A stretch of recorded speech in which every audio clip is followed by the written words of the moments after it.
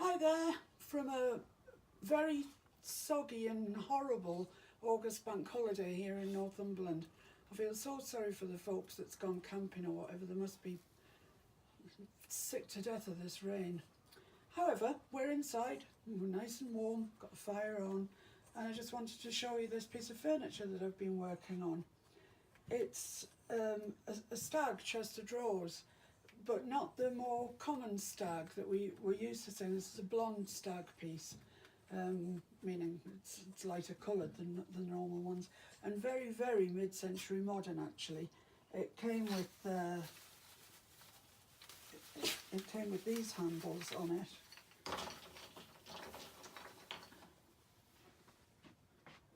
That way, I guess, which I really loathe. I'm not into mid-century modern at all, and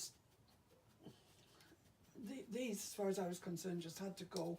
And then the whole piece, then it's lost that real mid-century modern identity, which pleases me no end. I wanted to try something different on this. I don't often use chalk paint, as you know, anybody that follows me will know I don't really use chalk paint. But I wanted to give it a try because I'd seen Paula Rolls at Fairy Chic Emporium do something, a similar finish to this, and I wanted to have a go at it. And I think really the best way of doing it is with chalk paint. You maybe could do it with something else, but chalk paint certainly works, and so I wanted to give it a go. And basically what it is, it's two colours, a darker and a lighter, that are put on in a way that I'll show you in a minute, to get this quite soft background colour. You know, it's very impressionist sort of looking. It almost looks like water actually, but you could do it with any colours. I used olive green and cream, but you could use any two colours. All I'd say is I think one's got to either be white or leaning towards white, and the other quite a definite colour, so as you get the distinction between the two. So that's the front. I've still got to finish off in here round the edges and the baseboard there, but they'll get done. The tops of the drawers haven't been done yet either, so when I've got everything else tidied up, I'll do them, and then that should be it. But what I am going to show you how to achieve this look, and I'm going to show you how to do that on the top. So I'll be back with you in a second and we'll do that. So this is the top of the Stag chest. I washed it with sugar soap first, and then I sanded it, just a quick scuff sand really, and then went to wash it again to get rid of all the sawdust, and it was just coming off like a stain was coming off it, and no matter how often I rinsed it, the water was still dirty. Now that says to me that it's going to bleed. You get bleed through, which is heartbreaking. Once you've finished your piece and then you put a sealer on top and it drags all the tannins through, and really you're back to square one. You can't live with it, so you're back to repainting it all. So in order to stop that being the case, I've put a primer on, put a primer everywhere on it, a couple of coats actually. So I think we're ready to go. I think that when I put a sealer on top of this, it won't drag the tannins through because of this, and it's a worthwhile step to do, really is. So we're aiming to get the top looking like the other two sides and the front, this sort of wishy-washy, ethereal, impressionist water type look. And I've got two colours. I've got an olive green colour and a cream, and you probably could do this with one brush because there's a lot of mixing actually on the surface, but I felt that in order to get any bits of it still remaining a pure cream, I needed two brushes to do that. So this is just the way I've done it. I'm sure if you try it you can find your own way of doing it, but see, it seemed to work for me to get me the vision that I wanted from it. So it really is just start, and I go in two ways. I go across and I come down, and I don't go diagonally, just across and down. sometimes it just, I mean today in here is quite warm, we've got the fire on, and so sometimes you just need to give it a little bit of a spritzer just to stop it drying, to enable you to get the next paint on. And just mix it as you go. Use a piece of furniture as your palette and mix it. Try not to get too many sort of brush marks. I don't mean not to see the hairs of where your brush has been. I mean just so it doesn't look like it's just been brushed on. You want them to mingle. That's quite nice, that bit there. Try and leave a bit there.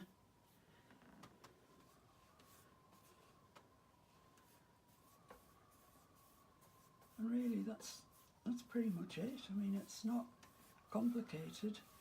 You don't have to be an artist to do it. Sometimes when you go back you'll see there's bits that maybe could do with a highlight.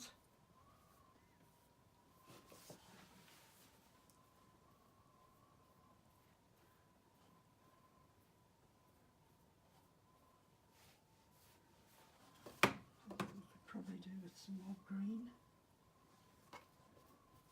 in here.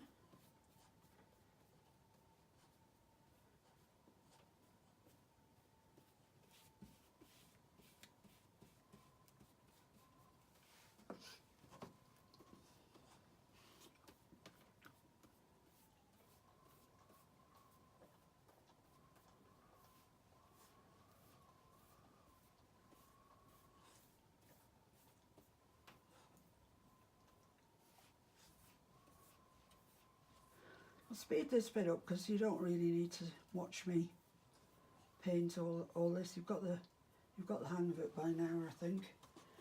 The only thing I will say is that when I've sort of finished it like that and I quite like the look of it, I just get a bit of paint on my brush and just go up it, and you just get some nice white lines left on it that does add to that look of it being watery.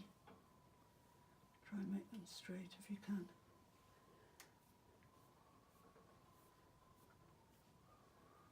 And leave them like that, they look quite nice. So I'll carry on, I'll finish this and you can watch me at double speed.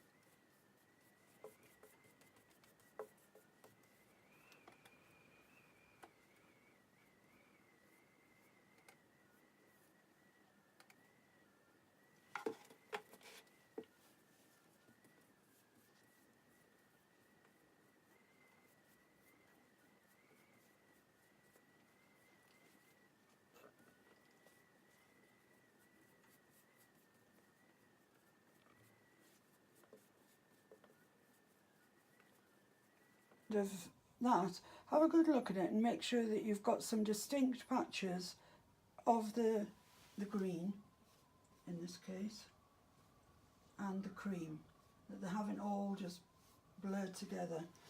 Try not to have any too hard edges on it. And I'm just going to do a little bit of almost dry brushing with this. See if we can get some nice marks across it.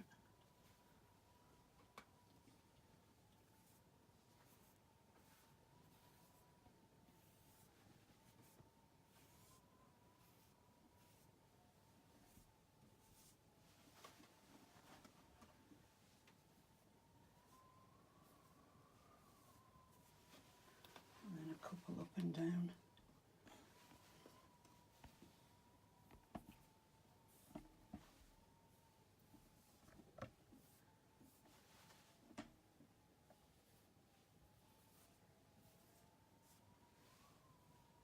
To highlight the areas that are really green, really, and pick it up and make it interesting.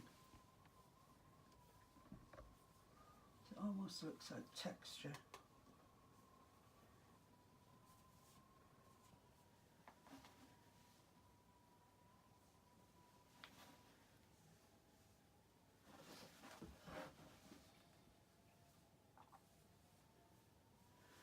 It's just a bit too much there for my liking, so we'll just spread it out a bit. That looks better. I don't think that's all right.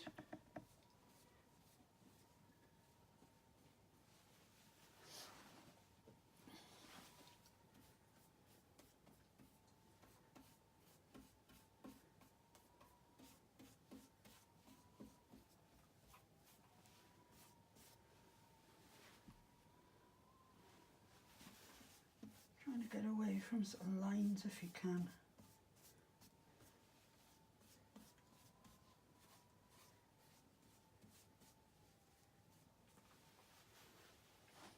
Yeah, pleased with that. That's fine.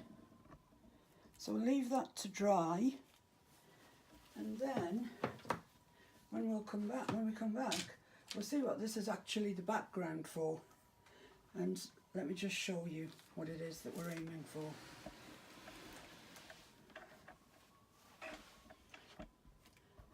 I'm going to paint some daisies on it. I think you'll agree that this quite impressionist sort of background really lends itself to these impressionist kind of daisies, really, and they look very pretty. So we'll learn how to do those in a minute when this dries. See you soon. Okay, so this is the front of the drawers, obviously, drawer fronts. We managed yesterday, as you saw, to get the top done, and the sides are completely finished now, apart from being waxed or sealed or whatever. So we're down to putting the daisies onto the front. Now when I took those handles off that I showed you yesterday, these ones, the original Stag handles, they've got two fixings in them. So obviously I had to fill those and sand them back, and they're fine, you can't see where they were, and then mark a new position for the new handles that I'm going to put on, which I think I'm going to put, I've got some lovely little stone cream heart handles. I think they'll do, but we'll see at the end. But really, oh, I really dislike those. So they're on the way out. And we start with the daisies, and I've just got myself a very, very simple palette here. I've got a green to make some of the daisy petals look a bit more distant and watery. I've got this cream colour, which really will be the bulk of the daisy petals. For all you think daisies are white, if you did them in white, they'd look wrong, they'd look too forced. And then I have got some white, which really will just be to pick up bits of light on the daisy petals, just to give it a bit more dimension. And then for the the little tiny bit inside the centre of the daisy. I've got proper yellow, an ochre and a chestnutty brown colour that you mix together and give that centre a bit of dimension as well. So the first thing to do is to decide where we're going to start. I don't really want to have a daisy hidden behind the handle. I could do one there. I don't want the pattern to be symmetrical at all. Nature isn't symmetrical generally, and so I want them to look quite random and free. So I think my first one, I think this background here would show up a daisy quite well. So that's gonna be my first place. Now, I do a lot of toing and froing with this before I think I've got it right, so you just have to bear with me. Let's get some kitchen towel.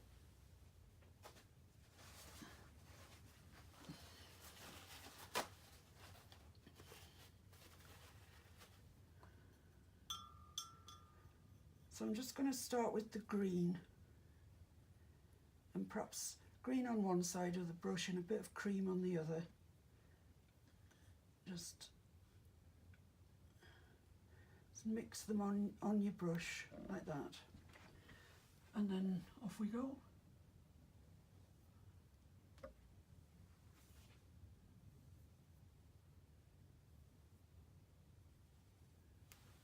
Draw your petals. I mean, this isn't going to be how they look in the end, but it's a start.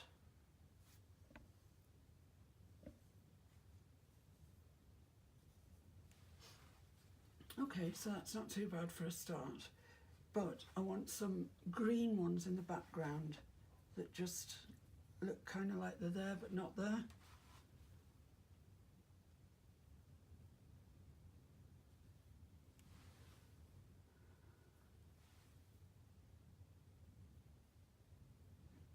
We'll leave those like that as they are. Bring them in a little bit. Tuck them under the petals that we've just put in.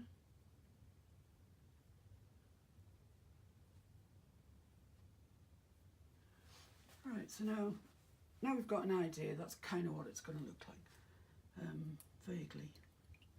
So we move in now to the cream colour, and I want to think probably a square end brush.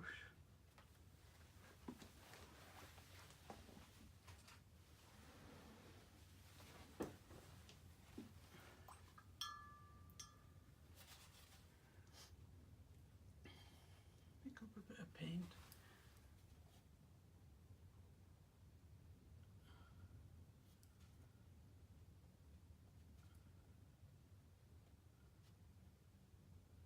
Try and leave a bit of the green in.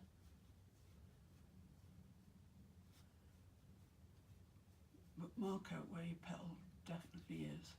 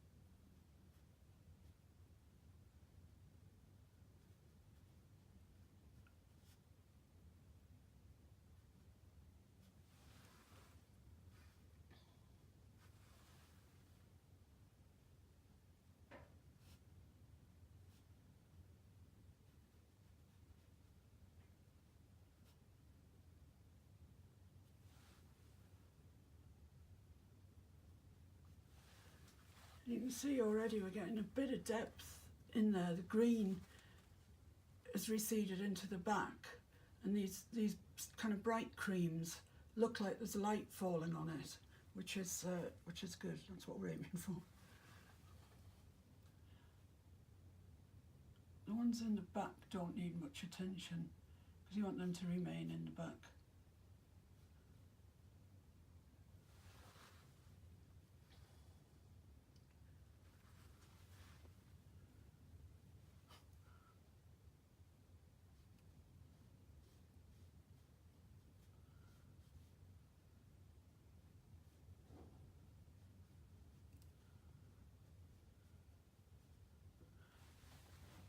Okay, so that's not so bad. But there are areas that will be very bright, and the very bright ones, you really need white for it, but go sparingly, because white and black are two colours that will dominate, really, really dominate. So just work out where it is that you'd like the white to land on your daisy, which is around this area here. And don't load your brush too madly. And just put it in.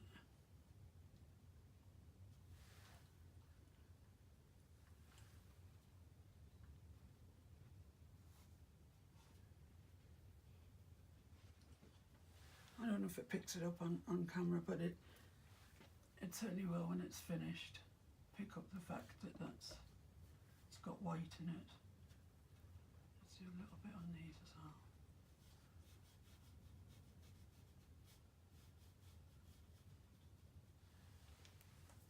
So I don't think that's too bad, it's okay. I think we're okay. We'll put the centre in and see where we are. After that, we may need to mess around a little bit more. So the first colour you want is the lightest colour. The dark will always cover the light, but not the other way around. So just pick up a little bit of yellow.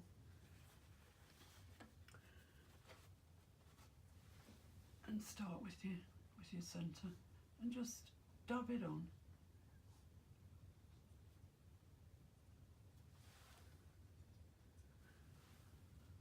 Quick dabbing motions, because you don't want it to be too regular. As I said, nature just isn't. And then we'll move on to the old ochre,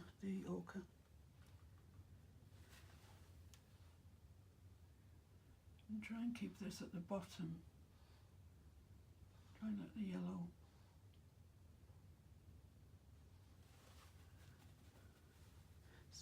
stay at the top, and then a little bit of brown just around the bottom to give it a bit of dimensionality.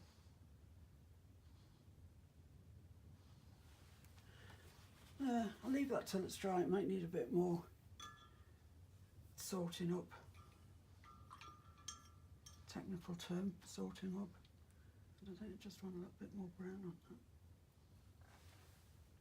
Down the bottom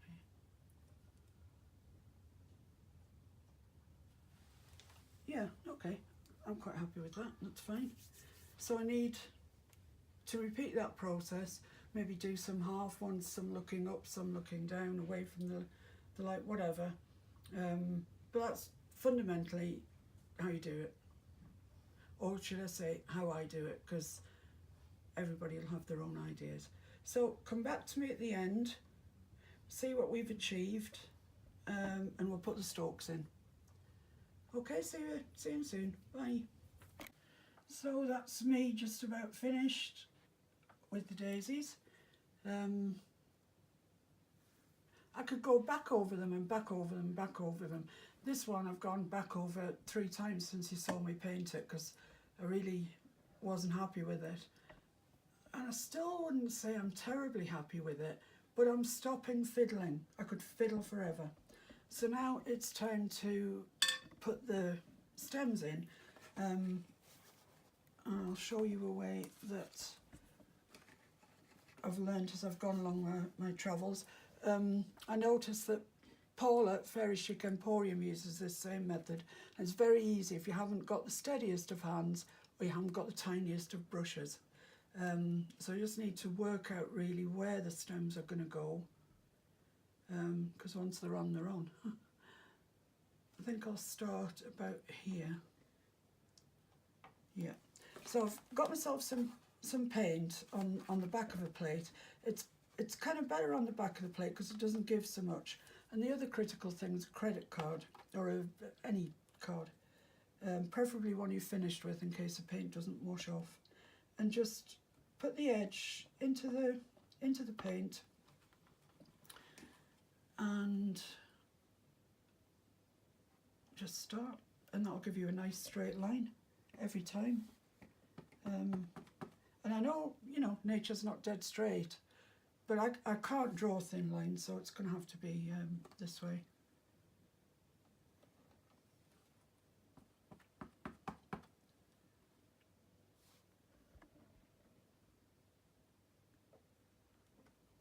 Gap there, but never mind.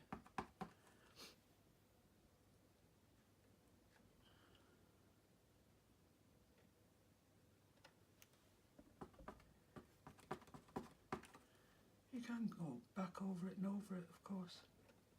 And the steadier hand you've got, the better. My hand's not the steadiest. So one more, and we'll be at this flower. And I want to go there. So the stem's going up to the middle part of the flower. So that's nice for that. And now I want something coming off for this one here. So we'll start to go there where that's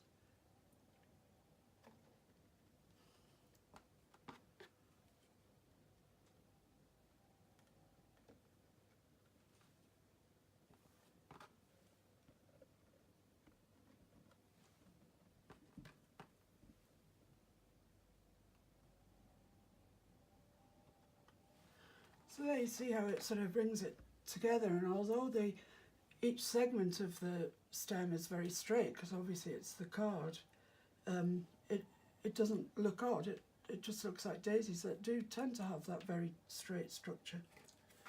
So the next question is how to catch these two in. I could draw a line from there to there, which would catch that. And just a single one down here. Could do. Or I could start from there and go up to there. Yeah, I might do that. Add a bit more interest, I think. So I'll start just half a card there. And I'm going to have to use the short side of the card. Just to get me up to there.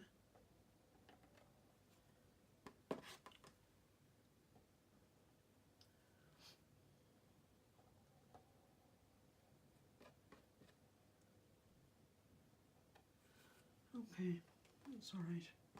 By the time we get the other bit on here, it'll look fine, I'm sure.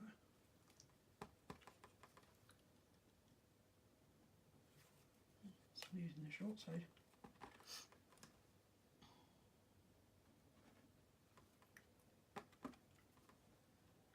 And just want a little bit in there. Yeah, so that's brought those two together. Those are together. So it's this side now to deal with. So I'll carry on doing that anyway. You've seen how to do it now.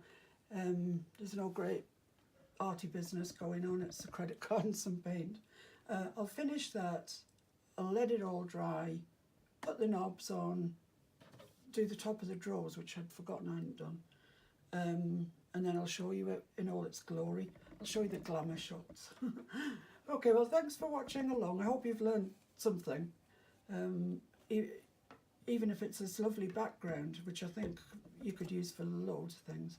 So thanks for watching, and I'll put the pretty pictures at the end. Bye.